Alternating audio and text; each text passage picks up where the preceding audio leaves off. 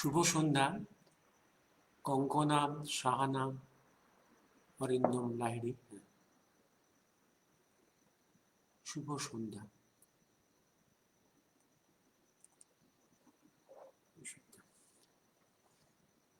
Tapas, doctor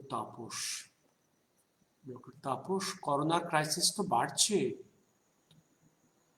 corona infection is increasing এবং এখন যে কেসগুলো আসছে তার মর্টালিটি খুব বেশি দেখছি।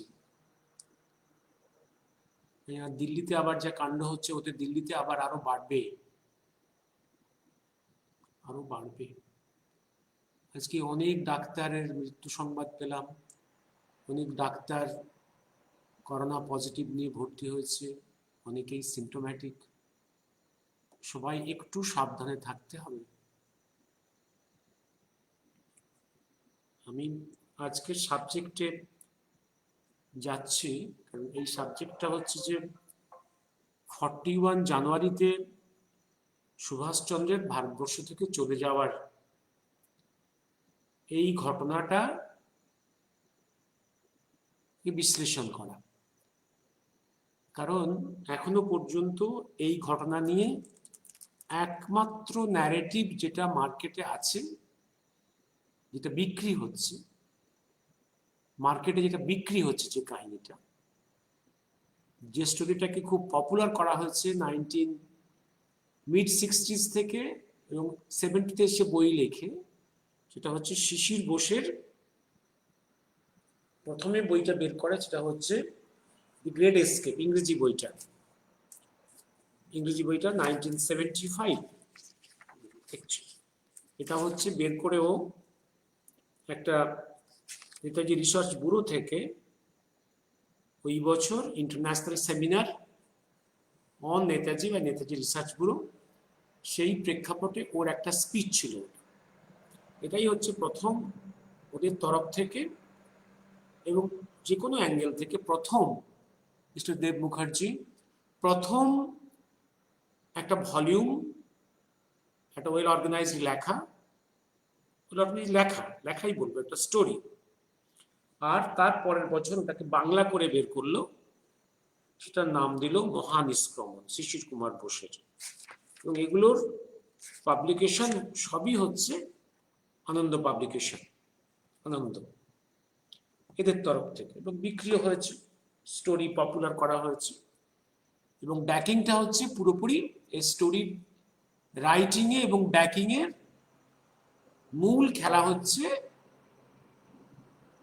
নেহেরু এবং ইন্দিরার, প্রথমে নেহেরু তারপরে ইন্দিরার।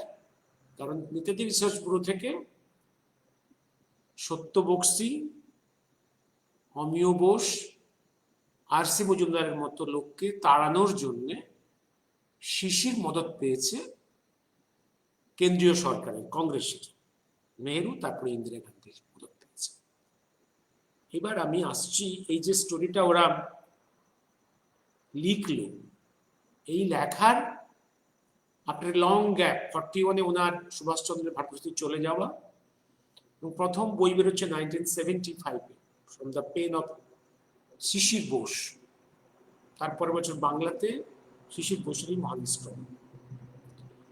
এই লেখার পারপাসটা কি, পারপাস আমি পরে ওই টেক্সটে আসবো। এখনো পর্যন্ত দীর্ঘ 70 ইয়ার্স, আপ টু 70 কোথাও কোনো ন্যারেটিভ নেই। কিন্তু এবার ব্রিটিশ ইন্টেলিজেন্স তার সেই 41, এত বড় পরাজয়, 41-এ ব্রিটিশ নাকে ঝামা যে ঘষা হয়েছে, সেই তারপরে সে কোনো ফাইল তৈরি করেনি। বা সুভাষ বোসকে যখন অন্তরীণ রাখা হয়েছিল এলগিন রোডের বাড়িতে, তার চারধারে যে পুলিশ প্রহরার ছিল, তার কোনো ফাইল নেই, এটা হতে পারে না। এবং পালিয়ে যাওয়ার পরে ব্রিটিশ ইনভেস্টিগেশন করেনি তার ফেলিওরের জন্য।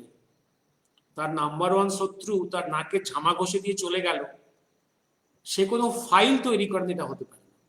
সেই ফাইল কিন্তু আজও বেরোয়নি। কয়েক বছর আগে পশ্চিমবাংলার মুখ্যমন্ত্রী যে Bengal file, police file on Netaji and INA যে ফাইল বের করেছে, সেখানে কিন্তু সুভাষ বোসের ওই চলে যাওয়ার 41-এর ওই চলে যাওয়া জানুয়ারি মাসে এই সংক্রান্ত কোনো ফাইল পাইনি। Very significant, very significant. On the contrary, আমরা ওই সময়কার ফাইল সুভাষচন্দ্র বোসবাড়ির সুভাষচন্দ্রের ভাইপোরা জাপানি কনসুলেটের সঙ্গে যোগাযোগ রাখছে গোপনে বিভিন্ন জায়গাতে, এবং সেই ভাইপোদের মুভমেন্টস, কোন গাড়িতে করে কোথায় যাচ্ছে, কোথায় মিট করছে, ডিটেলসে তার ফাইল আছে, সেই ফাইলটা পাওয়া গেছে। অথচ সুভাষ বোস ওখানে গৃহবন্দী করে রাখা হয়েছিল, এবং সেই গৃহবন্দী অবস্থা থেকে সুভাষচন্দ্র চলে গেছে ব্রিটিশের নাকে ঝামা ঘষে দিয়ে, এবং এই নিয়ে ব্রিটিশ কোনো ফাইল পাওয়া যায়নি। এটা খুবই সিগনিফিক্যান্ট, খুবই সিগনিফিক্যান্ট। এবার আসছি আমি, এবার আমরা খবরটা, দেশবাসী খবরটা পাচ্ছি কি করে। শিশির গল্প 1975-এ এসে কি লিখছে সেটা পরে আসছে, কিন্তু how the news of disappearance of Subhash Bose from the Elgin Road, the news is coming to the public domain, public মিডিয়াতে কিভাবে আসছে, প্রথম নিউজ ডিসক্লোজড হচ্ছে কিভাবে জানছি আমরা 27শে জানুয়ারি 1941। এই দিনই খবরের কাগজে বেরোলো আনয়া পত্রিকা এবং হিন্দুস্তান স্ট্যান্ডার্ড, ইংরেজি একটা বাংলা। 27 তারিখে সকালের কাগজে দেশবাসী প্রথম জানতে পারল, সে সঙ্গে অন্যান্য কিছু কাগজে। মনে রাখতে হবে 27 তারিখটাই ছিল কিন্তু সুভাষচন্দ্রের ফিজিক্যালি আলিপুর কোর্টে ওনার এগেনস্টে একটা কেসে অ্যাপিয়ার হওয়ার দিন। তার আগে কয়েকটা দিন পড়েছিল, সেগুলো উনি মেডিকেল সার্টিফিকেট দিয়ে একটা একটা করে ডেট নিয়েছেন নিজে ফিজিক্যালি অ্যাপিয়ার অ্যাভয়েড করার জন্য। আর এই মনে রাখবেন 27-তে তার চলে যাওয়ার এই খবরটা প্রকাশ করাটা ছিল বাধ্যবাধকতা Subhash Chandra, for himself and also for the security safety of the family members. তাই এটা ডিসক্লোজ করা হলো, ডিসক্লোজ করানো হলো, এবং সেই ইঙ্গিতটাও তিনি কিন্তু দিয়ে গেছিলেন। পরে আসছি সেগুলো কোথায় আছে।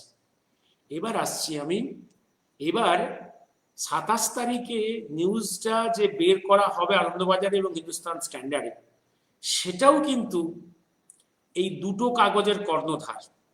সুরেশ মজুমদার এলগিন রোডে এলেন, আর পাশেই শরৎবাবুর বাড়ি উডবার্ন পার্ক, এখানে এলেন সন্ধ্যেবেলা। এসে সেখানে আর কে কে এলেন, অশোকনাথ শাস্ত্রী, দীপেন্দ্রচন্দ্র মিত্র, ভেরি সিনিয়র পার্সনস, ভেরি এবং close related to the family friends. এরা এসে ডিসকাশন করে পরের দিন খবরের কাগজে কি লেখা হবে এর ড্রাফটিং করা হলো, ড্রাফটিং করা হলো, হোয়াট উইল বি ডিসক্লোজড। ঠিক একই জিনিস 23 অগাস্ট যখন ডোমেই নিউজ এজেন্সি থেকে টোকিও থেকে সুভাষ বোসের তথাকথিত প্লেন ক্র্যাশের গল্প দেওয়া হচ্ছে নিপ্পন রেডিও টোকিও স্টেশন থেকে, সেই ড্রাফটটাও কিন্তু করেছিল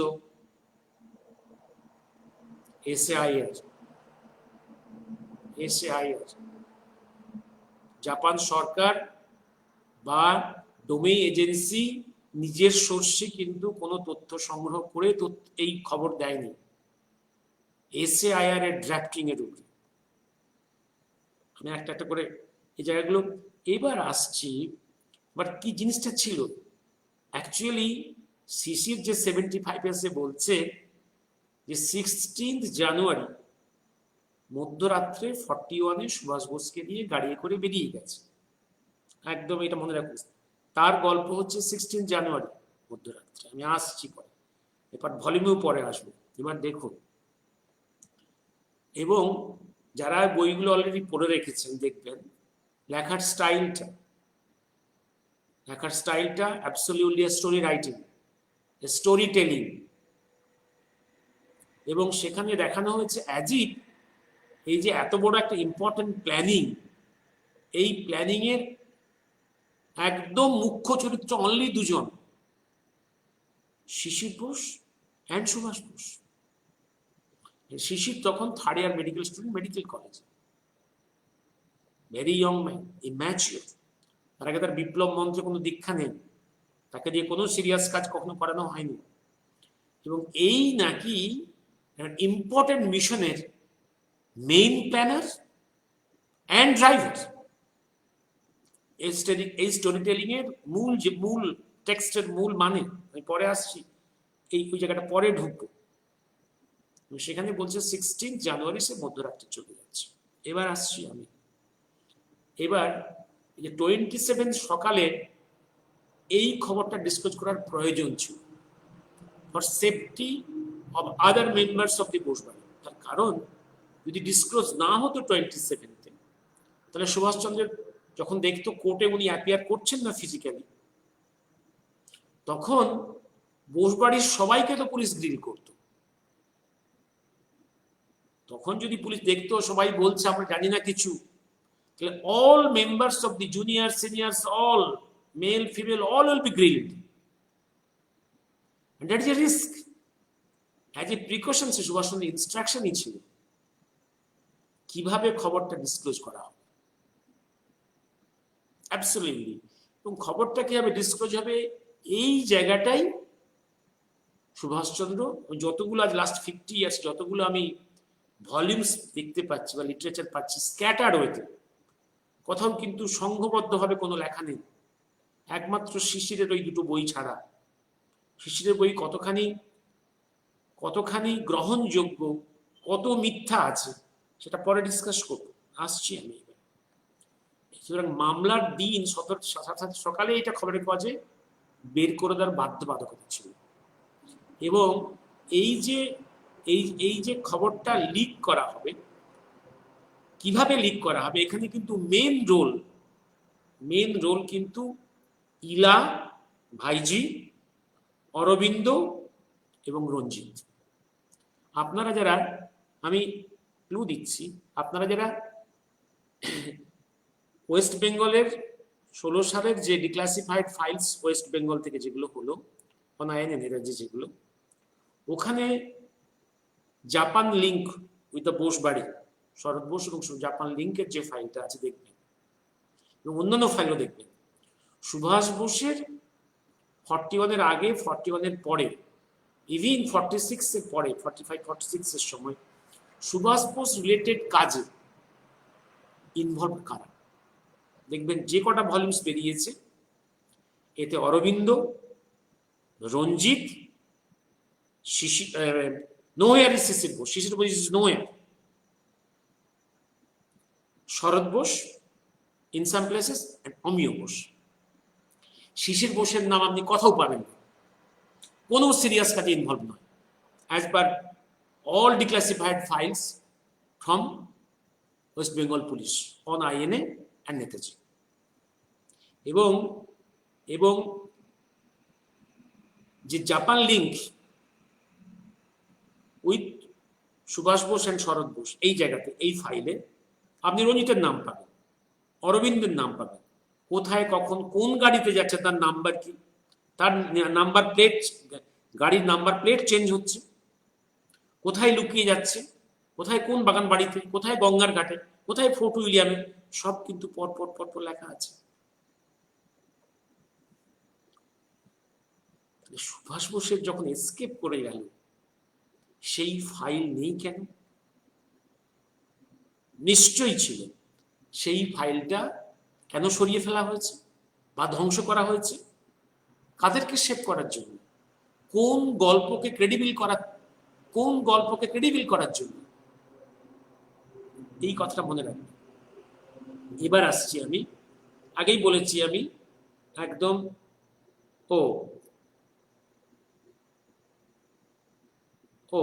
মহানিষ্ক্রমণ বইটা আমি দেখতে পাচ্ছি 1970-তে লেখা হয়েছে, কিন্তু পাবলিকেশন হয়েছে 1975-এ। গ্রেড স্কেল কথাটা, গ্রেড স্কেল বইটা 74-এ পাবলিশড হয়েছে, 74-এ। হ্যাঁ ঠিক। আচ্ছা, এবার আসছি আমি মামলা আলিপুরকাটে, এবং তাহলে এই এই জায়গাটা ডিসক্লোজ 27 সকালে ডিসক্লোজ করার প্রয়োজন ছিল যে সুভাষ বোস এলগিন রোড থেকে পালিয়ে গেছে বা চলে গেছে, ডিসঅ্যাপিয়ার করে গেছে। সে কোথাও সরে গেছে, আইদার সন্ন্যাস হয়ে চলে গেছে, সন্ন্যাসী হয়ে, বা কোথাও আত্মগোপন করেছে, একটা কিছু। তাকে এনিওয়ে সে এলগিন রোডে নেই। দিস খবর needed to be disclose to the media, কারণ এইটাই তারা কোর্টে গিয়ে বলবে। এবার কোথায় গেছে না গেছে এইটা খুঁজে বের করার দায়িত্ব যেমন বোসবাড়ির মেম্বারদের, as well as government of Bengal, government of ইন্ডিয়ার। এইবার আসছে, কারণ এখনই আমি মহানিষ্ক্রমণ আর গ্রেডস্কেপের ভলিউমে আসছি না, কারণ ওদের বই বেরোচ্ছে 1975, 1974-এ। আমি মাঝের গুলোতে আসছি, আগের। ওদের যে গপ্প তো ওরা মার্কেটে বিক্রি করতে শুরু করেছে 1974 থেকে 1975। এই জায়গাটা একটা প্রশ্ন করে রাখি আপনারা। এবার দেখুন, একটা জিনিস মনে রাখতে হবে, সুভাষ বোস যখন বেরিয়ে গেছে, এসকেপ করেছে ব্রিটিশের চোখে ধুলো দিয়ে, খুব সহজ চিন্তা করুন, একদম অনেক কোনো কিছু সত্য আবিষ্কারের দিকে যেতে গেলে অসংখ্য ভলিউমস মুখস্থ করা দরকার নেই, খুব কমন সেন্স গুলো ইউজ করুন। কেন তথ্যগুলো পাচ্ছি না আমরা? সুভাষ বোস যখন চলে যাচ্ছে, ডেফিনেটলি একটা বিশাল নেটওয়ার্ক কাজ করেছে, ভেরি সেক্রেটলি। আপনাকে কত বিগ বিগ হেডস গুলো ইনভলভ। আমি দুটো জায়গা থেকে ইঙ্গিত দিচ্ছি। দেখুন, রবীন্দ্রনাথ ঠাকুর একদম অসুস্থ অবস্থায় উনি মেদিনীপুরে আসছেন তার একদম বোলপুর থেকে তার স্পেশাল কোচে। হাওড়া স্টেশনে একটু সময় পাবেন, এইখানে দৌড়ে আসছে নর্থ বেঙ্গল থেকে, তখন সফররত সুভাষচন্দ্র দৌড়ে আসছে। হাওড়া স্টেশন দুজনের মিট হচ্ছে, দুজন বিগ ম্যান, রবীন্দ্রনাথ তার কোচে এবং সুভাষচন্দ্র আসছে। দুজনের কথা হলো 45 minutes. No third person was allowed to be present in between. কি কথা হলো? এবং সেদিন ওই হাওড়া স্টেশনে কলকাতার বুদ্ধিজীবীদের প্রায় অর্ধেক উপস্থিত, দূর থেকে দেখছে। কি কথা হলো কেউ জানে না, পুলিশের ইন্টেলিজেন্স দেখছে। রবি ঠাকুরের সন্দেহ বাড়ছে, সুভাষচন্দ্রের উপর সন্দেহ বাড়ছে, দেখছে সন্দেহ বাড়ছে, তবু সন্দেহ উদ্রেক করে দুটো বিগ ম্যান মিট করছে। কেন? For something serious definitely. এবার দেখুন, তারপরে অসুস্থ অবস্থায় রবীন্দ্রনাথ একদম কলকাতার বাড়িতে, দ্যাট ইজ এতে নর্থ ক্যালকাটার বাড়িতে, জোড়াসাঁকোতে। সুভাষচন্দ্র সকালে মিট করতে আসছে। সকালে মিট করতে, ওটা ওটা ওটা একদম 1940 তারিখগুলো নিয়ে আমি যখন রবি ঠাকুর আর সুভাষচন্দ্রের ডিসকাশন করেছিলাম একদিন, আমি ডেটগুলো দিয়ে আপনাকে বলেছিলাম, আমি পরে একদিন আবার বলে দেবো দরকার হলে। রবীন্দ্রনাথ এবং সুভাষচন্দ্র নির্বিঘ্নে দুজন কথা বলছে। No third person is allowed to be present there. এটা সবাই দেখছে দূর থেকে, ব্রিটিশ ইন্টেলিজেন্স দেখছে। What is the discussion? Definitely very serious. এবং সুভাষচন্দ্র বেরিয়ে গেলেন বাড়ি জোড়াসাঁকো থেকে। ওদিনই আফটারনুনে সুভাষচন্দ্র অ্যারেস্ট হয়ে গেলেন, লাস্ট অ্যারেস্ট ইন ইন্ডিয়া। তারপরে ডিসেম্বরে উনি অনশন শুরু করলেন জেলখানায়। তারপরে তথাকথিত জেলখানা থেকে বের করা হলো, তিনি গৃহবন্দী হলেন রবিটির সঙ্গে। আর রবি ঠাকুরের গ্লোবাল নেটওয়ার্ক, তার বিপ্লবীদের সঙ্গে সেক্রেট যোগাযোগ, তার রাজবিহারের সঙ্গে যোগাযোগ, এগুলো যারা রবীন্দ্র গবেষক তাদের কাছে আপনারা একটু জেনে নেবেন। আমি সময় পেলে, আমি একবার বলেছিলাম রবীন্দ্রনাথের এই দিকগুলো, আমি আবার দরকার হলে একদিন বলবো। আজকে আমি আসছি, সুতরাং আবার দেখুন, যখন গৃহবন্দী সুভাষচন্দ্র, ওই সময় দেখুন মেয়র অফ ক্যালকাটা মুসলিম লীগের সিদ্দিকী সাহেব দেখা করতে আসছে। আর তখন অখণ্ড বাংলার মুখ্যমন্ত্রী ফজলে হক। ফজলে হকের সঙ্গে সুভাষচন্দ্রের যোগাযোগ সম্পর্ক নিয়ে কিচ্ছু বলার নেই। It's a very cordial relation, very cordial relation. এইবার ফজলে হকের কোনো রোল আছে কিনা এই ইঙ্গিতটা আপনারা পাবেন, ইঙ্গিত আছে, আরো স্পষ্ট ইঙ্গিত আছে রবীন্দ্রনাথের ওই জানুয়ারি মাস থেকে শুরু করে একটা লেখা ছোট গল্প বদনাম। বদনাম ছোট গল্প, এই ছোট গল্পটা আপনারা পড়ে নেবেন। বদনাম ছোট গল্পটা উনি লিখতে শুরু করেছেন জানুয়ারি মাসে, জুন মাসেই কমপ্লিট হয়ে গেছে, বিশ্বভারতী পাবলিশ করেছে 41-এ। বদনাম ছোট গল্পটার ইঙ্গিত দেখবে। এক বিপ্লবী বঙ্গদেশ থেকে আফগানিস্তানের উদ্দেশ্যে চলে যাচ্ছে সিক্রেটলি ব্রিটিশ পুলিশের চোখে ধুলো দিয়ে, এবং একটা ব্রিটিশ পুলিশ খুঁজছে, কিন্তু এক ব্রিটিশ ভেরি হাই অফিসারের ওয়াইফ হচ্ছে ওই বিপ্লবীর পাতানো দিদি। সেই দিদি তাকে সেভ করছে, তাকে আড়াল করছে, এবং আফগানিস্তানের পথে রবি ঠাকুরের গান গাইতে গাইতে উনি আফগানিস্তানের উদ্দেশ্যে ভারতবর্ষ ত্যাগ করছেন। এই ছোট গল্পটা আপনারা বারে বারে পড়বেন। রবীন্দ্রনাথ ঠাকুর কি বলে রাখলেন, কি বলতে চাইলেন, এবং বহু পরে রবীন্দ্রনাথের সেক্রেটারিদের ডায়েরি যেগুলো পাবলিশ হয়েছে বিভিন্ন পত্র পত্রিকাতে, বা যারা আছে যারা রবীন্দ্র সাহিত্য নিয়ে খুব গবেষণা করেন, আমি এবার পরে আসবো অন্য অ্যাঙ্গেল থেকে। রবি ঠাকুরের রোল ইজ ডেফিনেটলি দেয়ার সুভাষচন্দ্রের এই এসকেপের, এই প্ল্যানিংসের মধ্যে। আমার এখনো যথেষ্ট সন্দেহ ফজলে হকের প্রতি লয়াল পুলিশ ফোর্সের একটা সেকশনের একটা মদত্ব ছিল, রবি ঠাকুরের ছিল। আসছি পরে সেগুলো।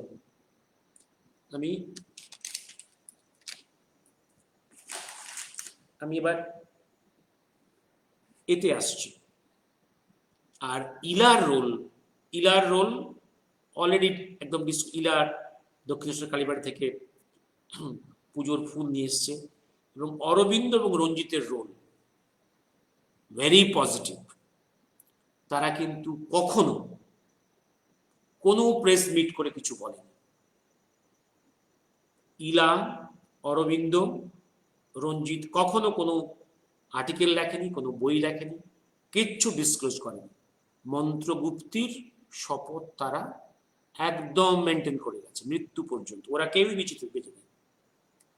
এবং সুভাষচন্দ্রের এটাই কাজের ধারা, কারণ সুভাষচন্দ্র যে পদ্ধতিতে এখান থেকে বেরিয়ে গেছে, উনি পরে বলছেন এক সময়, তোমরা আমাকে জিজ্ঞাসা করছো, প্রেস যখন জিজ্ঞাসা করছো কি আপনি বেরিয়ে এলেন, উনি বল কেন আমি বলবো, কে বলতে পারে, আমার মাতৃভূমির মুক্তির জন্য সেরকম পদ্ধতি সেরকম পথ বারে বারে আমাকে নিতে হবে। ঠিক যে কারণে আজও পর্যন্ত পৃথিবীর কোনো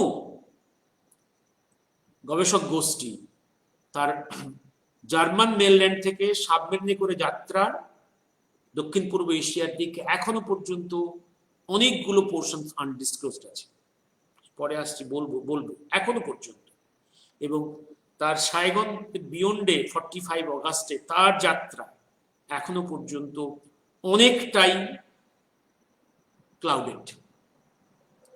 এখানে আমার প্রশ্ন, যারা মন্ত্রগুপ্তির শপথ নিয়ে তাদের এই সমস্ত মিস্টেরিয়াস জার্নি সুভাষচন্দ্র হেল্প করেছে, তারা কেউ তো প্রেস কনফারেন্স করেনি, তারা তো কেউ ডিসক্লোজ করেনি, তারা কেউ বই লেখেনি। হঠাৎ শিশির পক্ষে এই বইটা লেখার কি প্রয়োজন ছিল? কি দেব মুখার্জি, কি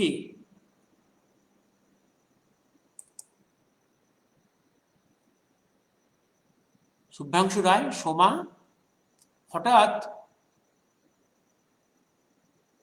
বদনাম পড়েছো শাহানা? বদনাম শাহানা তোমায় পড়তে বলেছিলাম। শাহানা বদনামে একদম দেখো, এটা হচ্ছে হাই ইন্টেলেকচুয়াল লোকেদের পক্ষে সেই সময় লিখে ফেলাটা খুব রিস্ক ছিল। ইঙ্গিত দিয়ে রেখে দিলেন।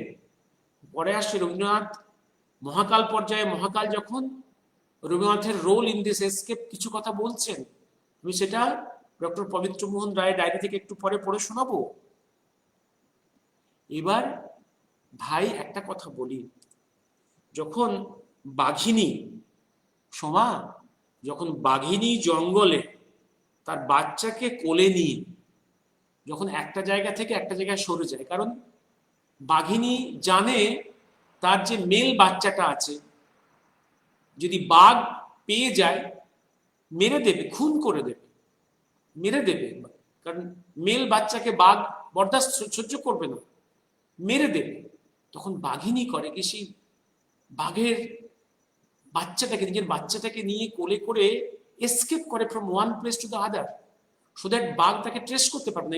যাওয়ার সময় তার পায়ের দাগগুলোকে তার লেজ দিয়ে মুছতে মুছতে যায়। সত্যিকারের যারা বিপ্লবী, ভেরি ইন্টেলিজেন্ট, তারা যখন কোনো কাজ করে শত্রুর বিরুদ্ধে, দেশের মুক্তির জন্য, দেশের ভালোর জন্য, তাদের সেই কাজের চিহ্নগুলোকে মুছতে মুছতে যায়। এবং সমস্ত মানুষগুলো, ক্যারেক্টার্সগুলো যারা তার বিগ গেমের কো ক্যারেক্টার্স, প্রত্যেকের থাকে মন্ত্রগুপ্তির শপথ, যে শপথের জন্য আমরা এখনো পর্যন্ত তার journey from Europe two Asia এখনো পর্যন্ত পুরো ডিসক্লোজ করতে পারিনি, বুঝতে পারিনি।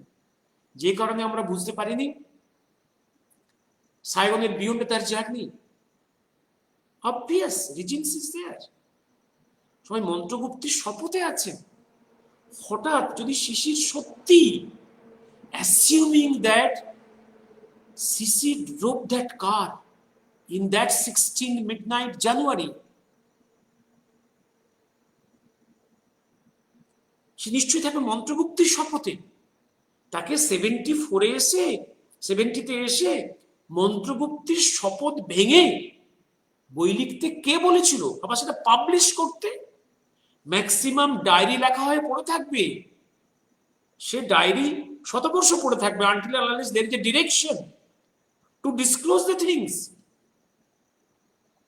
আর কেউ তো কিছু লিখলো না, কেউ প্রেস কনফারেন্স করলো না। হঠাৎ 75-এ এসে ইন্টারন্যাশনাল কনফারেন্স করে অন নেতাজি রিসার্চ ব্যুরোর প্ল্যাটফর্মে বলতে হলো how Sisir Bose helped Subhash Chandra in his escape in 16 January midnight by taking Subhash in the car driven by Shishir। Story বলতে হলো। ভারতবর্ষে এত বিপ্লবী আছে, হাজারে হাজারে বিপ্লবী, শুভ্রাংশু, মৃণালময় চক্রবর্তী, সোমা, শাহানা, এত বিপ্লবী আছে। কে কবে প্রেস কনফারেন্স করে বলেছে তার বিপ্লবের কথা? সে কিভাবে কিভাবে কত রিস্কি কাজ করেছে কথা কেউ বলেছে? এভাবে কনফারেন্স করে, ইন্টারন্যাশনাল কনফারেন্স করে, গভর্নমেন্ট অফ ইন্ডিয়ার টাকায় কেউ বলেছে? শিশির ঘোষের এই এক্সেপশনাল বিহেভিয়ারের কারণটা কি? কারণটা কি?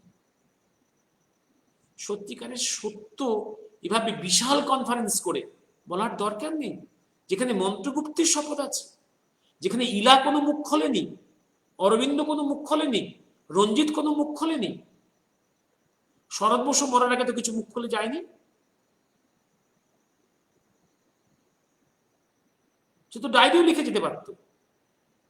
আর ডায়েরির তার এই যোগ্য সন্তানেরা, কি শিশির বোস, অমিয় বোসেরা ডায়েরি আজকে ডিসক্লোজ করতে পারত। এবং নাকি মরার আগে শরৎবাবু শিশিরকে আদর করে বলেছে, খোকা তুই তো কাকার জন্য এত পরিশ্রম করেছো, এত রিস্কি কাজ করেছো, বাবা লিখে রাখো। এবং শিশির আবার লিখেছে তার বইয়ে, আমি লেখার সময় পাইনি, আমি বাবার কথা মনে রেখেছিলাম, মনে মনে আমি স্টোরিটা রেখেছিলাম, আর্টিকুলেট করে রেখেছিলাম, সেটা আমার 70-র পরে এসে আমার লেখার সময় হলো।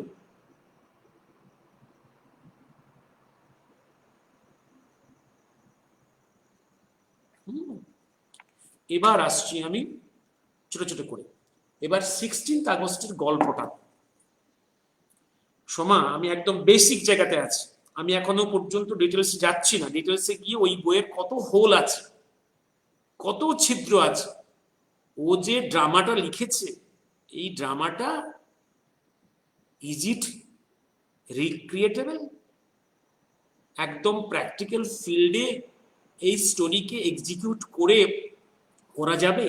Is the play recreatable? Is the drama recreatable? করা যাবে তো? পরে আসছি, শিশির ঘোষের এই গল্প লেখার বহু আগে একটা ভলিউম বেরিয়েছিল। ভলিউমটা হচ্ছে নেতাজি সঙ্গ প্রসঙ্গ। নরেন্দ্র নারায়ণ চক্রবর্তী নামটা বাংলা সাহিত্যে খুবই পরিচিত নাম। উনি সুভাষচন্দ্রের পলিটিক্যাল সহকর্মীও ছিলেন, ফলোয়ার ছিলেন। 3টে ভলিউম আছে নেতাজি সঙ্গ প্রসঙ্গ। এই ভলিউমটা পাবলিশ করেছিল গ্রন্থ প্রকাশ শ্যামাচরণ দেশ স্ট্রিট। সম্ভবত বইটা পরে আর রিপ্রিন্ট হয়নি। এই বইটার সেকেন্ড ভলিউম, 3 ভলিউমের বই, সেকেন্ড ভলিউমের 193 পেজে এইখানে সুভাষ বোসের এসকেপের ডেট দেওয়া হচ্ছে 18 জানুয়ারি। শুভ্রাংশু শুনে রাখো, 18 জানুয়ারি।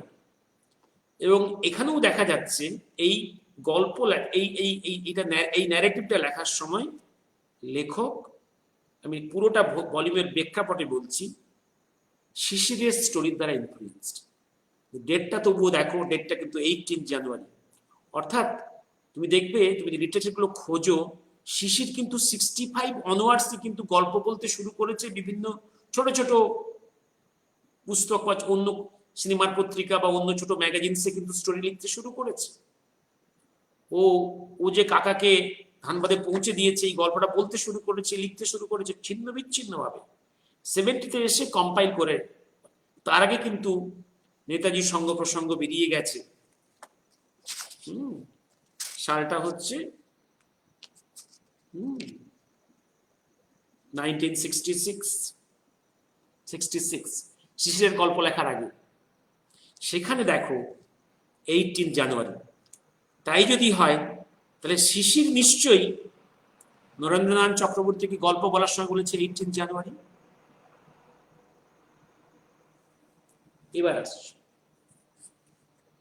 এইবার আসছি আমি। এবার শিশিরের গল্প লেখার বহু আগে তৈরি হয়ে গেছে কিন্তু এই 75-এর পাবলিকেশনের বই, তো যেমন লেখা শুরু 70 বই, তার আগেই কিন্তু শুরু হয়ে গেছে justice Khosla commission. Justice Khosla commission, এই জাস্টিস খোসলা কমিশনের মূল টার্গেট ছিল নেতাজির disappearance of the August 1945 K disclose করা। কিন্তু কথা প্রসঙ্গে বিভিন্ন বিভিন্ন এভিডেন্স ডিপোজিশনের সময় বা ক্রস এক্সামিনেশনের সময় বিভিন্ন উকিলরা বা ইন্টারেস্টেড পার্সনরা উইটনেসকে প্রশ্ন করেছে 41 সম্বন্ধে। বাট 41 তখনো পর্যন্ত সবার কাছেই আনো, not only the people in India, also through out the world. This is a mystery, really a very deep mystery.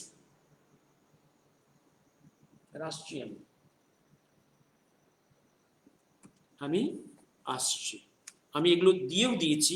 আমি কয়েকটা জিনিস দিয়েছি, যেমন আমি জাস্টিস খোসলা কমিশনের এই ভলিউমসগুলো উল্টাতে দেখলাম যে ওরা ওইখানে কিছু বলেছে কিনা। বলতে গিয়ে দেখি মৃন্ময় চক্রবর্তী মিথ্যা প্রচারের জন্য। এইবার দেখো এইখানে একটা একটা করে আসছি।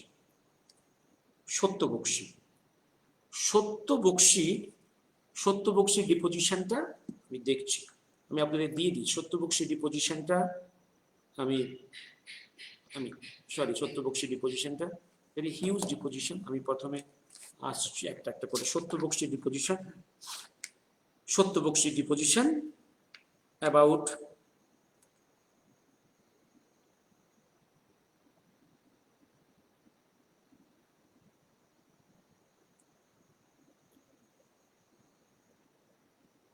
a huge volume, a huge deposition. Sorry, দেখে আমি এই ডিপোজিশনটা হচ্ছে উনি দিচ্ছেন, সত্যপক্ষী ডিপোজিশনটা হচ্ছে the justice Khosla commission on the day 18 August 1972. Yes, it's a huge deposition. দিচ্ছি আপনাকে সত্যপক্ষী ডিপোজিশনটা।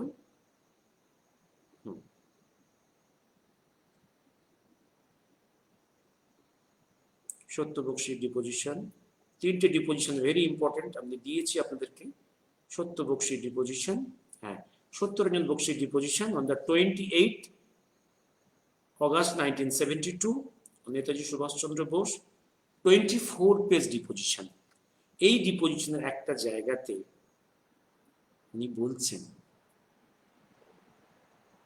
সত্যপক্ষীর সঙ্গে সুভাষচন্দ্রের লাস্ট দেখা, last meet on Elgin road, in Elgin road is 12th January evening, 12th January। এবং তারপরে আজও পর্যন্ত কেউ, বোসবাড়ির কেউই কথাও বলেনি যে 12 তারিখের পরে সুভাষ বোসকে 26 তারিখ 27 তারিখের ডিসক্লোজারে, যে মিডিয়া ডিসক্লোজারের মধ্যে কেউ কখনো কোথাও দেখেছে। Shankar, in guerrilla warfare parlance, it is called sterilization of the area before you leave, so that no trace of your activities is left. 12 তারিখের পরে সুভাষ বোসকে কেউ দেখেছে এলগিন রোডে? কোনো এভিডেন্স পাইনি আজও পর্যন্ত, লাস্ট 50 ইয়ার্সে। আমি এবার আসছি, আর সত্যপক্ষের ক্রেডিবিলিটি এন্ড শিশির বোসের ক্রেডিবিলিটি আপনারা চুজ করুন, কার কথা আপনারা গ্রহণ করবেন, who is credible, and that your choice will show your morality, your intelligence, your wisdom. এবার আসছে আরেকটা, সুনীল দাস।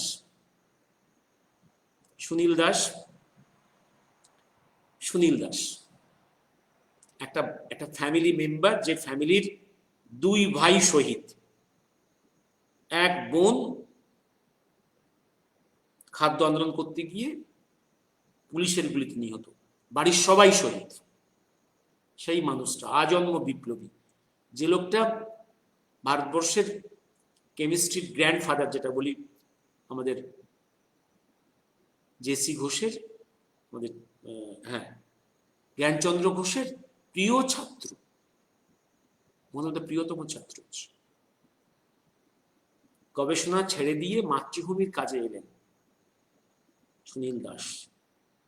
তার ক্রেডিবিলিটি, উনি কি বলছেন। আর বিপ্লবী লীলা রায়ের, অনিল রায়ের যে ইনারমোস্ট সার্কেলের লোক সুনীল দাস।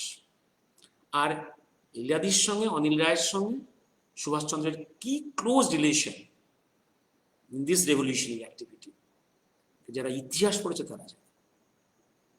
সুনীল দাস হচ্ছে তাদের ক্লোজ সার্কেল।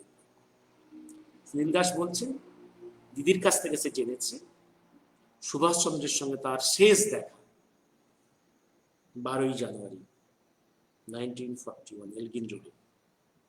এবং সেদিন দিদিকে সুভাষচন্দ্র কয়েকটা নির্দেশ দিয়েছিলেন। একটা, যদি সম্ভব হয় পরে একটা মিট করতে, সেই মিট আর হয়নি, কারণ obvious.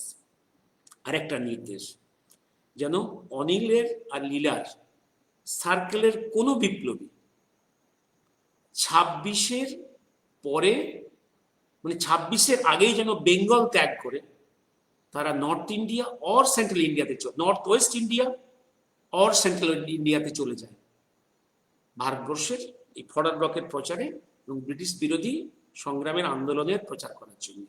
That was the direction. Shankar, সম্ভবত আমার ধারণা, তুমি আরো বুঝতে পারবে, সম্ভবত 26-এর পরে যদি এখানে তারা থাকতো, তাহলে তাদেরকে ওই চার্জে সুভাষচন্দ্রকে এসকেপ করতে সাহায্য করেছে, এই অজুহাতে অ্যারেস্ট করতে পারে ব্রিটিশ। এই ভয়ে অনিল রায় এবং তার অনুগামীদের সবাইকে বলল, তোমরা 26-এর আগেই you leave this Bengal, go to central India or north west India. Forward ব্লকের আদর্শ এবং ব্রিটিশ বিরোধী সংগ্রামের আদর্শ প্রচার করার জন্য তোমরা বেরিয়ে যাবে, তোমরা থাকবে না। শঙ্কর, তুমি আরেকটা জায়গায় ইঙ্গিত করছি, ঠিক ওই জায়গাটা দেখো, মহাকাল পর্যায়ের ওই জায়গাটা কি সিমিলারিটি। আমি দেখো 75-এর 15th আগস্টের আগের ঘটনা। মহাকাল তার অনুগামীদের বলছে, যারা বাংলাদেশে গেছে তারা যেন অগাস্টের মধ্যভাগের পরে যেমন না কেউ থাকে, যেন তার বহু আগেই যেন তারা ফিরে আসে ভারতবর্ষে, বেঙ্গল ওয়েস্ট বেঙ্গলে ফিরে আসে। জানি না, আমি একটা লিঙ্ক করে ফেলছি সাহস করে, জানি না হয়তো আমার এটা দুঃসাহস হচ্ছে এই জায়গাটা। এবার আসছি আমি আর একটা, প্রদীপ বোস আরেক ভাইপো। প্রদীপ বোসের ডিপোজিশনটা একটু তোমাদের দেখিয়ে দিই। প্রদীপ বোসের deposition to the JMCI, to the justice Khosla commission. Pradip বোসেরটাও খুব বড় deposition, very big deposition. Pradip বোসের ডিপোজিশনটা, হ্যাঁ 4528তম পেজটা খুলেছি। হ্যাঁ, প্রদীপ বোসের একটু বলে দিই। প্রদীপ বোস কি বলছে, তাহলে আমি কি দেখালাম? সত্যবক্সী ডিপোজিশন দেখালাম, যে 12 তারিখে এই লাস্ট সাক্ষাৎ। আর অনিল রায় সুনীল দাসের এই সংগঠনের তরফ থেকে দেখলাম 12 তারিখে লাস্ট, তারপরে কেউ কখনো দেখেনি। প্রদীপ বোসেরটা একটু বলে দিই। প্রদীপ বোস, ভাইপো প্রদীপ বোস। সত্যবক্সী গেল, প্রদীপ বোস। হ্যাঁ, প্রদীপ বোস 32 পেজ ডিপোজিশন, আমি খুলেছি 4528তম পেজ। এখানে পরিষ্কার হচ্ছে এলগিন রোডে তাকে লাস্ট দেখা গেছে 12ই জানুয়ারি। Netaji would not meet anybody else, and then although he left on 12th January night, এবং আরো এমফ্যাটিক্যালি বলছে he left on 12th January night and the fact was announced on 26th January. Shankar, he left on 12th January night and the fact was announced on 26th January, to be published in media in the morning 26th January, যেটা হচ্ছে Monday, যেদিন কোর্টে সুভাষ বোসের physically appear করার বাধ্যবাধকতা হলো শিশির বোস। এবার এটা গেলাম প্রদীপ বোসের কথা। এইবার বলো তোমরা সবাই 16 জানুয়ারির গল্পটা আসছে কোনখান থেকে?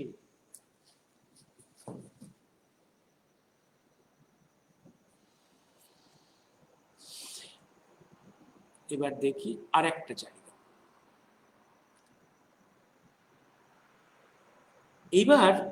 এবার আসছি, এগুলো বলে দিলাম। এবার আর আমি ওইটা ডকুমেন্টটা কোথায় রেখেছি, আমেরিকান ইন্টেলিজেন্সের ওই ডকুমেন্টটা। আমেরিকান ইন্টেলিজেন্স একটা স্ট্রং সাসপিশন হচ্ছে যে নর্থ ওয়েস্ট থেকে, প্রভিন্স থেকে কয়েকজন লোক কলকাতায় এসছে, তারা এভরিডে সন্ধ্যেবেলার দিকে গ্রুপ করে যাচ্ছে সুভাষ বোসের সঙ্গে মিট করতে এলগিন রোডে, আবার গ্রুপ করে বেরিয়ে যাচ্ছে, গ্রুপ করে ঢুকছে, গ্রুপ করে বেরিয়ে যাচ্ছে। এই গ্রুপ করে ঢোকা, গ্রুপ করে বেরোনো, সবাই হচ্ছে উত্তর পশ্চিমের আমাদের মতো ড্রেস, খুব লম্বা, সবাই এরকম লম্বা, একদম আলখাল্লা পরা, মাথায় পাগড়ি, এই ড্রেস। এই এসকেপের মধ্যে কিন্তু ঠিক ওই স্টাইলটা আছে, যেভাবে শিবাজির এসকেপ ফ্রম প্রিজন, হ্যাঁ, বাদশার দিল্লির বাদশার প্রিজন সেল থেকে তার এসকেপের স্টোরির সঙ্গে, যে কারণে সুভাষচন্দ্র বাল্য বয়স থেকে শিবাজিকে রেসপেক্ট করেন বেশি। রানা প্রতাপকেও রেসপেক্ট করেন, কিন্তু শিবাজিকে বেশি করেন ফর ইজ ইন্টেলিজেন্স, ট্যাক্টফুলনেস, এই জায়গাটা। এটা আবার আরো অনেক, কিন্তু কোনো ইন্টেলিজেন্সই কিন্তু কনফার্ম না, হাউ হি হ্যাজ এসকেপড। এবার আসছি আমি এইটা, আমি ওই জায়গাটার লোভটা সামলাতে পারছি না এখন। আমি কোনখানটার লোভটা সামলাতে পারছি না, আমি ওই ইঙ্গিতটা রবীন্দ্রনাথের, হ্যাঁ এই জায়গাটা, এই জায়গাটা, এই জায়গাটা 150তম পেজ, 150তম পেজ। হ্যাঁ, আমি ওম সবে নেহেরুর কারসাজি, শঙ্কর আবার কি লিখেছে দেখি, সেক্রেসি ওয়াজ দ্য কি অফ রেভলিউশনারি ডিডিএস। দাদা আপনার কথাগুলো অশোককে লিখেছি, মানুষ নেতাজি ছিলেন না, তিনি সত্যিকার অর্থে একজন ত্যাগী বিপ্লবী ছিলেন, সুতরাং নীরবে গোপনে কাজ করতেন, চিহ্ন রাখার কথা নয়। তার সাথে যারা কাজ করেছেন তারাও নীরব ছিলেন। তার কারণটা কি, any exposure will make the person's life risky, and before partition risky to the British, risky, British তাকে ধরে খুন করবে, মারবে। আবার পার্টিশনের পরেও যাদের হাতে ক্ষমতা হস্তান্তর, তারাও তো অ্যান্টি সুভাষের লোক, অ্যান্টি সুভাষ গ্রুপের লোক, তাদের কাছে তো লাইফ সেভ নয়। To Nehru's and Indira's, no serious Subhas Premik is acceptable. Like disclosure is very risky in this partition India, very risky. And all true Subhas lovers, that persons who have respected Subhas Bose, no one is safe. প্রত্যেকের জীবন করে হেল করে দিয়েছে, নরক করে দিয়েছে। একমাত্র যারা compromise করেছে, যারা সুভাষ বোসের এগেনস্টে চলে গেছে, উল্টো প্ল্যাটফর্মে চলে গেছে, যারা নেহরুর প্ল্যাটফর্মে গিয়েছে, নিজেদের বিক্রি করেছে, তারা সেট হয়েছে। যারা আদর্শ বজায় রেখেছে, তারা পার্টিশন ইন্ডিয়াতে কেউ সেভ হয়নি, অল হ্যাভ বিন টর্চার্ড। আমি শঙ্কর, তুমি বোধহয় ওইটা পড়েছো, ওই জায়গাটা আমার লোভ সংবরণ করতে পারছি না। আমি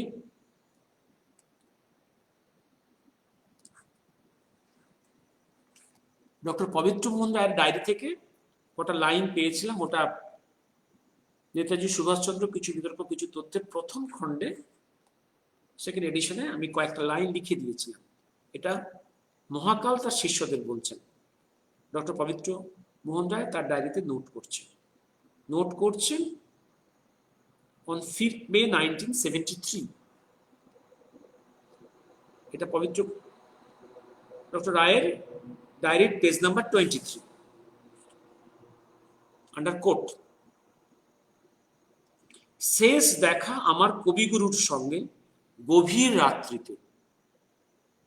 সোমা, তোমরা রবীন্দ্র কাব্য নিয়ে পড়াশুনো করো। শেষ দেখা আমার কবিগুরুর সঙ্গে গভীর রাত্রিতে, কেউ জানে না আমার রওনা হওয়ার শেষ পাথে এবং আশীর্বাদ তিনিই পাঠান।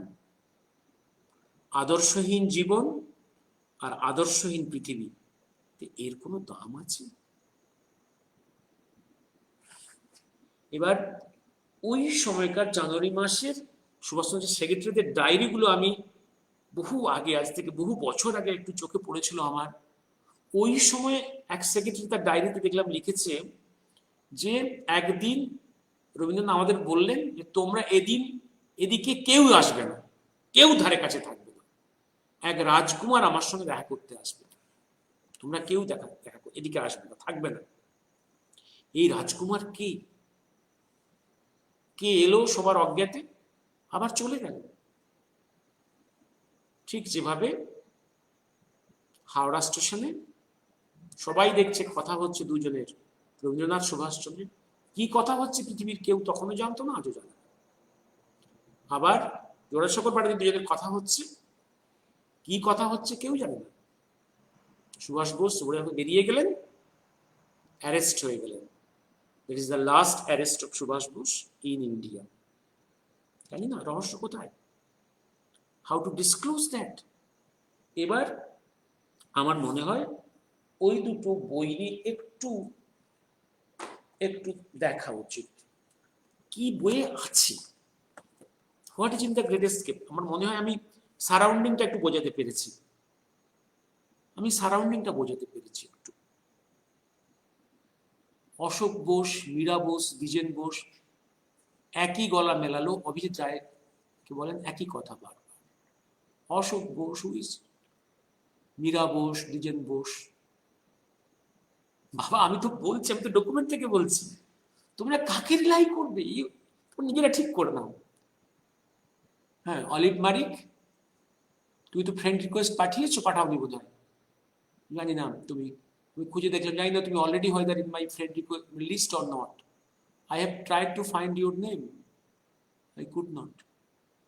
একটা জিনিস, তোমরা সত্যবক্সীকে বিশ্বাস করবে, রায়কে, সুনীল দাস, ডক্টর পবিত্র মোহন রায়কে, না প্রদীপ ঘোষ, না এই মীরা বোস, কোন দ্বিজেন বোস, কোন অভিজিৎ রায়, এবং কার কথাকে আপনারা বিশ্বাস করছেন এটা ইন্ডিকেট করবে in which intellectual plane you are, in which moral plane you are, in which spiritual plane you are. আজ নেটের কোনো ডিস্টার্ব নেই। হ্যাঁ অভিক, হ্যাঁ অশোক, দাদু বিপ্লবী, হরেন চক্রবর্তী। হ্যাঁ Ashok, I am sorry to you, আমি ওনার মেদিনীপুর জেলের ডকুমেন্টস আমি এখনো জানি না ওদের আর্কাইভসে কিছু আছে কিনা, আমি এখনো খুঁজে ওঠার, আমি এখনো এখনো এখনো আমি ওইখানে হাত দিতে পারিনি, ওদের ডকুমেন্টস কি আছে না আছে। তিনি প্রীতিলতার নেতৃত্বে চট্টগ্রাম ইউরোপিয়ান ক্লাব এটাকে করতে গিয়ে ধরা পড়েন, আলিপুর জেলে 17 বছর ফাঁসি হয়। ও আমরা তার একটা ছবি পর্যন্ত পাইনি। হ্যাঁ তোমার একজন দাদু তো ওখানে আলিপুর জেল, আরেক দাদু মেদিনীপুর জেলে ছিল, জানি না, দুর্ভাগ্য এগুলো। আর পার্টিশনের পরে ভারত সরকার সেগুলোকে যে গুছিয়ে রাখার চেষ্টা করে তাও তো নয়, যেটা neglected all this documents. Arindam Lahiri, sir, did Mahakal also operated from West Bengal before and during Bangladesh liberation war? বাবা খুব বড় প্রশ্ন। তাসের দেশের রাজকুমার, তাসের দেশ তো শাহানা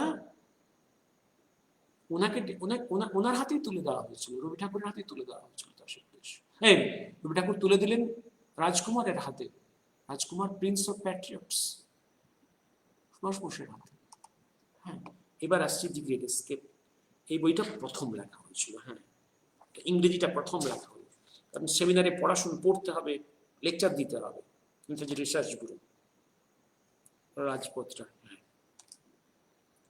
কারণ উনি বলছেন নাকি বাবা মৃত্যুর আগে তাকে নির্দেশ দিয়ে গেছিল এটাকে খুব গুছিয়ে লিখে রাখতে, কিন্তু গুছিয়ে লেখার সময় পাইনি। 70s পরে আমার সময় হলো, আস্তে আস্তে লিখতে শুরু করেছি এবং 74 এসে পাবলিশ করছি, এবং ইন্টারন্যাশনাল সেমিনার অন নেতাজি আমি সেখানে এটা পড়ে শুনিয়েছি, এবার বই করে আপনাদেরকে দিচ্ছি।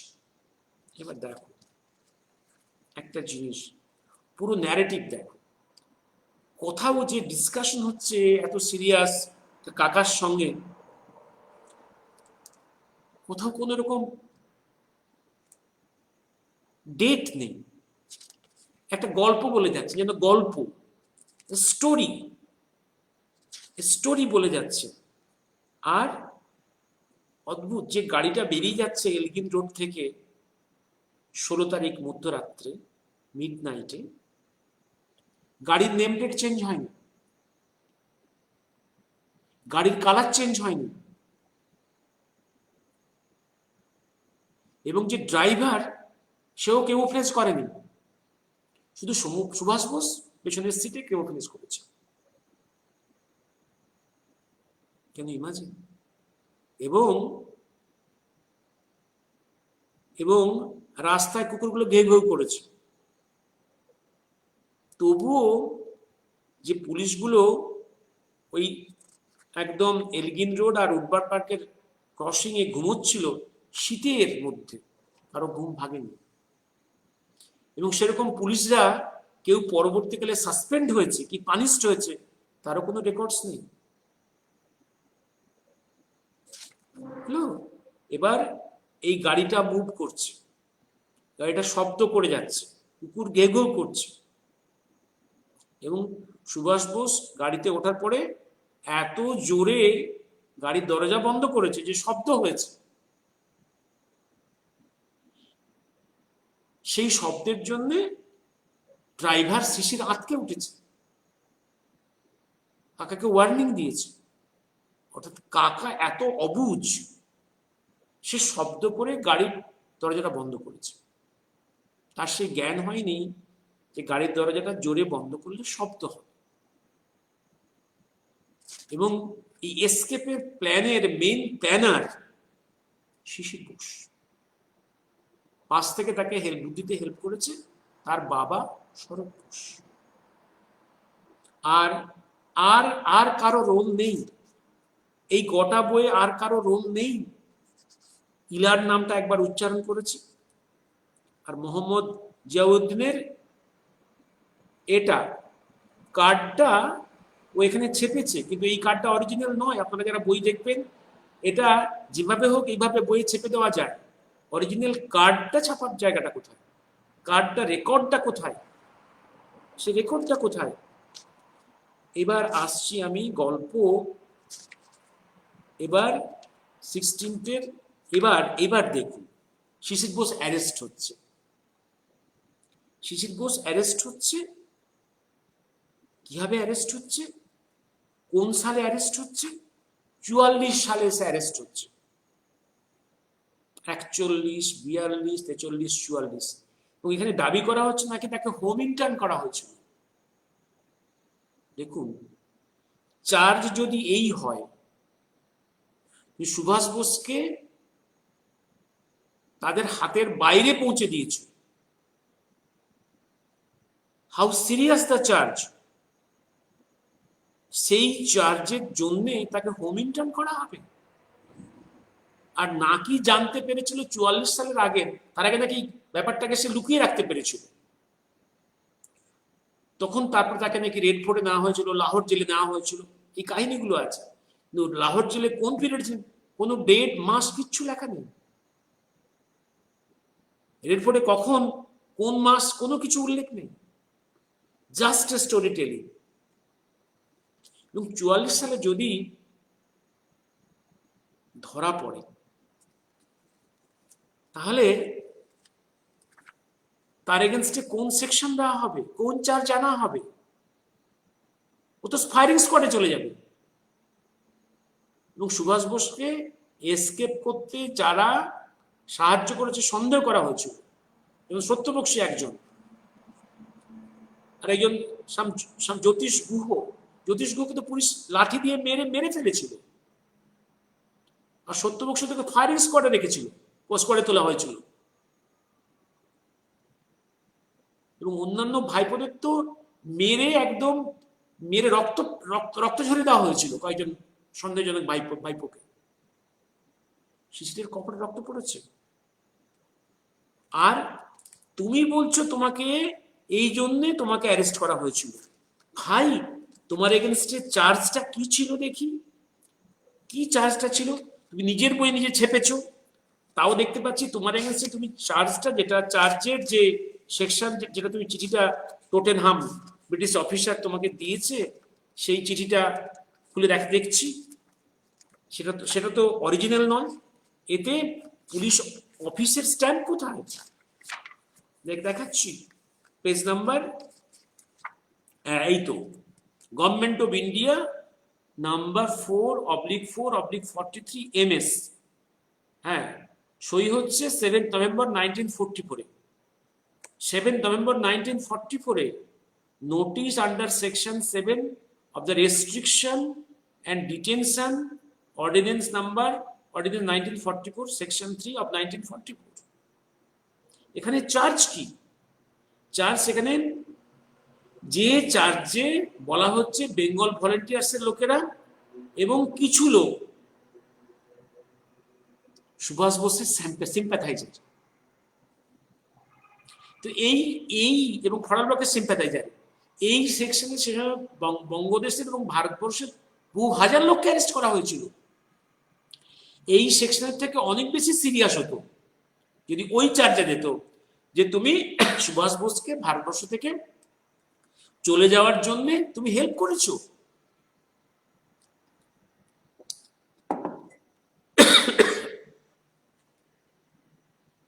হ্যাঁ আর Tottenham additional secretary government of India এবং এই ডকুমেন্টে কোনো গভর্নমেন্ট অফ ইন্ডিয়ার ব্রিটিশ ইন্ডিয়ার কোনো স্ট্যাম্প নেই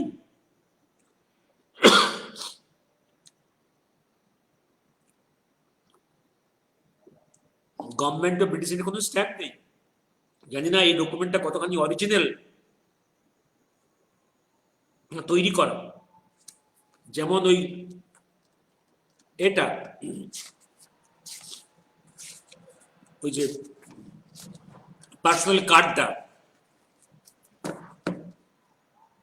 এবার এ নিয়ে পাশাপাশি তো অনেক কাহিনী আছে সেই সময় ওই যে গাড়িটা বেরিয়ে গেল যে গাড়ির নাম্বার পুলিশ জানে যে গাড়ির রং পুলিশ জানে এত বড় দীর্ঘ যাত্রায় এলগিন রোডে কেউ ইন্টারসেপ্ট করলো না হাওড়ায় করলো না কেউ হুগলিতে করলো না বেরিয়ে গেল গ্র্যান্ড ট্যাঙ্ক রোড ধরে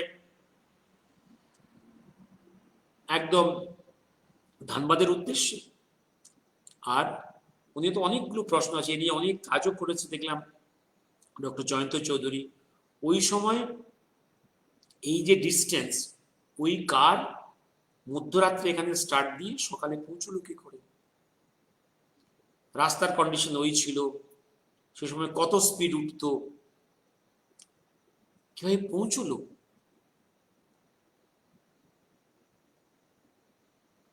আর শিশিরকে ওই সেকশনে অ্যারেস্ট করলো সুভাষ বোসকে ঘর থেকে বেরিয়ে যেতে সাহায্য করেছে কিন্তু অনেক বেশি ডেঞ্জারাস এবং সিরিয়াস সেকশন হতো সেই সেকশনটা ছেড়ে দিল কেন একটা সাধারণ সেকশন দিল যে সেকশনে অনেক লোককে অ্যারেস্ট করা হয়েছিল একটা জিনিস বলে রাখি এই গল্পটা তৈরি করার প্রয়োজন ছিল কারণ শিশিরকে একটা স্টোরি তৈরির মধ্যে ইম্পর্টেন্ট ফিগার না করতে পারলে তাকে দিয়ে পরবর্তীকালে সুভাষ বোসের সম্বন্ধে অন্য গল্পগুলো খাওয়ানো যাবে না কারণ একটা ইম্পর্টেন্ট লোককে একটা লোককে পপুলার করে তোলা বা একটা মিডিয়ার কাছে পাবলিকের কাছে একটা পপুলার করে তোলার প্রয়োজন আছে কারণ তাকে দিয়ে আমি যে কোনো লোককে দিয়ে গল্প পাবলিককে খাওয়ালে সেই পাবলিকের কাছে সেই গল্পের ভ্যালু কম থাকে কিন্তু একটা লোককে যদি ইম্পর্টেন্ট করে এজেন্ট বানিয়ে দিই তার মুখ থেকে একটা গল্প বের করার মার্কেটে অনেক দাম বেশি অনেক লোক সেই গল্প কিনবে এবং শিশিরের হাতে পুরো রচনাবলী ভাষণাবলী তুলে দেওয়া এটা হচ্ছে সুভাষ বোসের সমস্ত রাইটিংসের একটা কন্ট্রোল দেওয়া কারণ বিভিন্ন লোক যদি বইটাগুলো রচনাগুলো পাবলিশ করে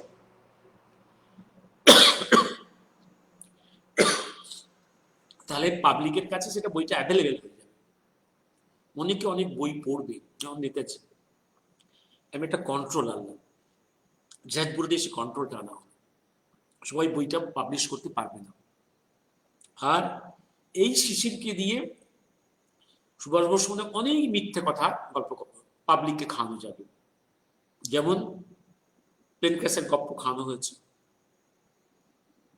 আবার এই শিশির বোস ডাক্তার সে আবার এই গল্প তৈরি করেছে ডিএনএ টেস্টের গল্প যেটা ওর বউ আর ছেলে পরবর্তীকালে এই গল্প এখনো পর্যন্ত ছায়ের ডিএনএ টেস্টের বিয়ের গল্প একে দিয়ে এবং ওর মুখ দিয়ে এই কথাগুলো বললে সুভাষ বোসের মধ্যে বিকৃতিটা আনা যায়।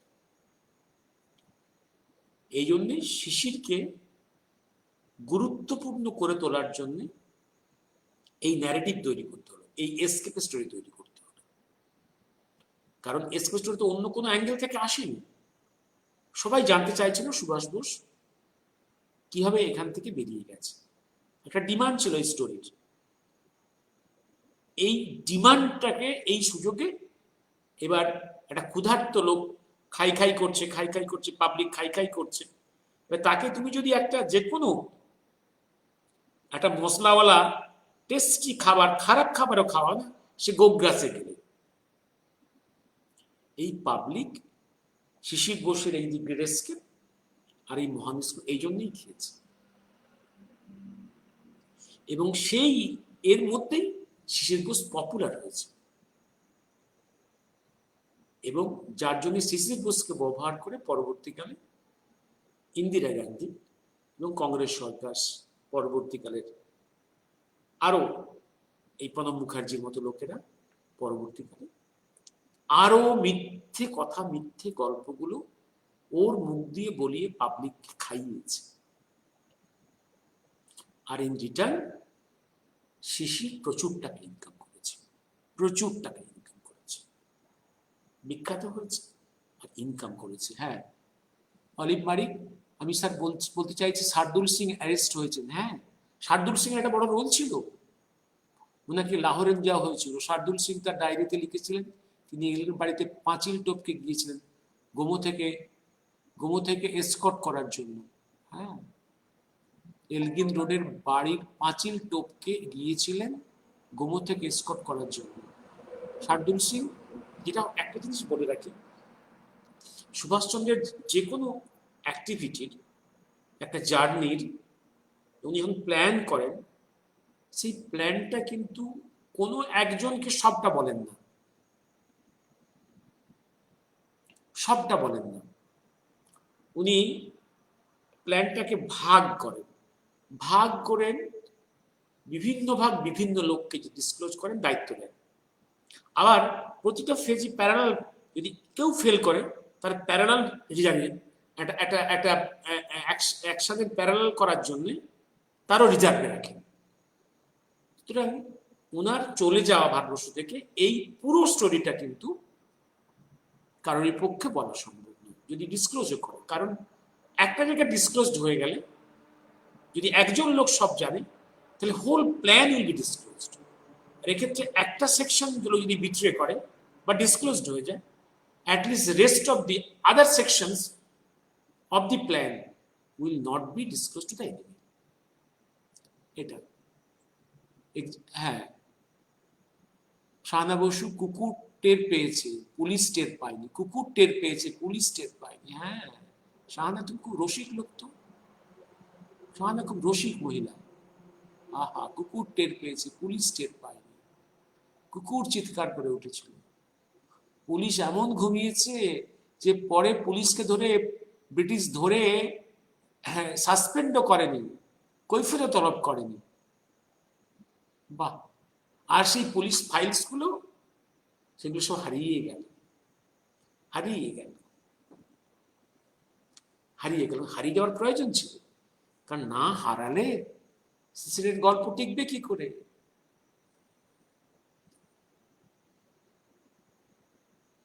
দি সাউন্ড অফ মিউজিক সিনেমা আর এসকেপ স্টোরি কপি করেছে Shahana Basu. The sound of music সিনেমার এসকেপ স্টোরি কপি করেছে, জানি না, ওটা আমি দেখিনি। এক্স্যাক্টলি শিশির বোসকে ফেমাস করানো তার একটা প্ল্যান ছিল, সো দ্যাট এমিলি সেঙ্কেল অনিতা গল্প পাবলিককে খাওয়ানো যায়, যার দরুন চোখে শুধু দেশের নিয়ে চিন্তা, সে কিনা বিয়ে করবে। কিছু গাধা পাবলিক গিলিয়েছে গল্পটা। হ্যাঁ, দেখি আর কি, আজকে আর কিছু বলবো না, বরং ওই দুটো বই নিয়ে দরকার হলে আমার মনে হয়, এটা ডক্টর জয়ন্ত চৌধুরী এইগুলো এইগুলো এইগুলো ভালো ডিসকাশন করতে পারে।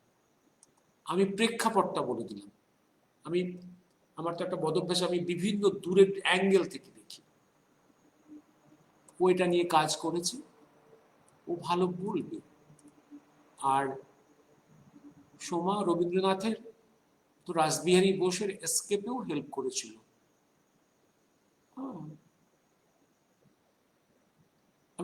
সোমা, আমি এই জায়গাটা আমি এখনো, তবে কিছু কিছু লোক যারা হেল্প করে তারা কেউই কিন্তু প্রকাশ্যে কিছু বলেনি, লিখেনি। রবীন্দ্রনাথের টোকিওতে দেখা করা, টোকিওতে আর্থকোয়েকের পরে রাসবিহারীর বাড়ি ভেঙে গেল, এইখানে উনি নাটক করে টাকা তুলে টাকা পাঠালেন, এগুলো তো আছেই। এখন ডাইরেক্টলি যাওয়ার সময় ওনার ওনার যেটা হয়েছে, তুই যদি সম্ভবত ওই জায়গাটা, রবীন্দ্রনাথের যে সেক্রেটারি ছিল পিএন টেগোর, পিএন টেগোরের নামটা রাসবিহারী ব্যবহার করেছিল। পিএন টেগোরের নামটা রাসবিহারী ব্যবহার করেছিল, রাসবিহারী ছদ্মবেশ ধরেছিল পিএন টেগোরের। এটা সবাই জানতো যে রাসবিহারী রবীন্দ্রনাথ জাপান যাবেন। এখন এই সিচুয়েশনটাকে এবং পিএন টেগোরের ক্যারেক্টারটাকে উনি ইউজ করেছেন, এবং এই ইউজের পেছনে রবীন্দ্রনাথ এটা জানতেন কিনা এটা কিন্তু আমি জানি না। হ্যাঁ, সময় জোয়াচিং অতনু, আমি আজ শেষ করি। আমার মনে হয় আমি সারাউন্ডিংটা বোঝাতে পারলাম। কারণ একটা জিনিস আমি বলি, যে যখন কিছু একটা ডকুমেন্টকে দেখবে শুভ্রাংশু, মৃণালময়, সোমা, ডকুমেন্ট ইটসেলফ এটাকে ভালো ডিটেলসে দেখতে হবে। তার মধ্যে কন্ট্রাডিকশনস দেখবে, হোলস গুলো দেখবে, that is called contradictions inherent internal. আর এটা হচ্ছে কন্ট্রাডিকশনস এক্সটার্নাল। আমি অন্যান্য ডকুমেন্টস থেকে আজকে দেখিয়ে দিলাম শিশির বোসের এই 16 তারিখ থেকে গল্প যারা তৈরি করতে শুরু করেছে, সেইখানে কি কি এক্সটার্নাল অন্যান্য ন্যারেটিভস আছে, অন্যান্য সেইগুলো আমি এক্সটার্নালটাকে বেশি করে বললাম। ইন্টারনালটা ইনহেরেন্ট যে কন্ট্রাডিকশনস গুলো আছে। আর দুটো বই দেখবে একদম, যদি এই যারা সত্যিকারের, যারা অ্যাক্টিভিস্ট, যারা বিপ্লব করে, যারা ইতিহাস স্রষ্টা, ইতিহাস যারা সৃষ্টি করে, তাদের লেখা ন্যারেটিভ কখনো এই মহানিষ্ক্রমের ন্যারেটিভ হয় না, বা গ্রেট এস্কেপের ন্যারেটিভ হয় না। যারা অ্যাক্টিভিস্ট, যারা ইতিহাসের স্রষ্টা, তাদের লেখা, তাদের কথা বলার ভঙ্গি আলাদা হবে। আর যারা ইতিহাস লেখে, যারা গল্প লেখে, তাদের ন্যারেটিভ আলাদা হবে। ইতিহাস স্রষ্টার লেখা। আর এখানে যদি শিশির ঘোষ বলে আমি নিজে ড্রাইভ করে নিয়েছি, তাহলে সে ইতিহাসের স্রষ্টা, is the maker of the history, creator of the history. তার লেখার স্টাইলটা এরকম হবে কেন? তার লেখা কখনো স্টোরি টেলিং হবে না। It is just a story telling. দুটো বই, ইংরেজি বাংলা দুটোই। Let us create history. Let somebody else write it. Let us create history. Creator of history narrative and writer of history narrative আলাদা। আর স্টোরি টেলিং তো আরো অনেক দূরে, আরো অনেক ডিফারেন্ট হবে। ভাই সুভাষ বোসের উপরে ইতিহাস লিখবো তো সহজ। এবার একটা জিনিস, ধরো সোমা, তুমি একটা কোনো দলিল পেয়েছো, চিঠি পেয়েছো, এবার সেখানে এমন কিছু কন্টেন্ট আছে এটা হাইড করার প্রয়োজন আছে। তুমি করবে কি? এগুলো পুড়িয়ে দেবে, একদম পুড়িয়ে দেবে, বা পড়াবার সুযোগ হয়নি, পড়াতে সময় পাওনি, তুমি ছিঁড়ে ফেলবে, কুচি কুচি করে ছিঁড়ে ফেলবে। এবার কুচি কুচি করে ছিঁড়ে তোমাকে তো ছুঁড়ে এটাকে একটা স্ক্যাটার করে ফেলতে হবে, বিভিন্ন দূর দূরান্তে ফেলতে হবে। কারণ যে কেউ এই কুচি কুচিগুলোকে এক জায়গায় অ্যাসেম্বল করতে পারে, অ্যাসেম্বল করে আবার অরিজিনাল ডকুমেন্টটা দেখতে পেতে পারে। That will go against you if it go to your hand, enemies hand. এবার কিছু কিছু টুকরো কেউ খুঁজে পেতে পারে, সেই টুকরোগুলোকে জোড়া করা it's a very difficult job. And সব টুকরো নাও পেতে পারে, কিছু টুকরো পাবে, কিছু টুকরো হারিয়ে যাবে। এই যে গ্যাপসগুলো থাকবে, সেই গ্যাপসগুলোকে খুব র্যাশনালি লিঙ্ক আপ করতে হয়। এটাই হচ্ছে role of the historian. Not that easy. Storytelling is very easy. History writing is much difficult. History maker, history creator, তারা তো অনেক স্যাক্রিফাইসি। আজকে এই বলে শেষ করি। শুভরাত্রি। শুভরাত্রি। অনেক ডিস্টার্ব করলাম তোমাদেরকে। আমি খুব কতগুলো কমন সেন্সের কথা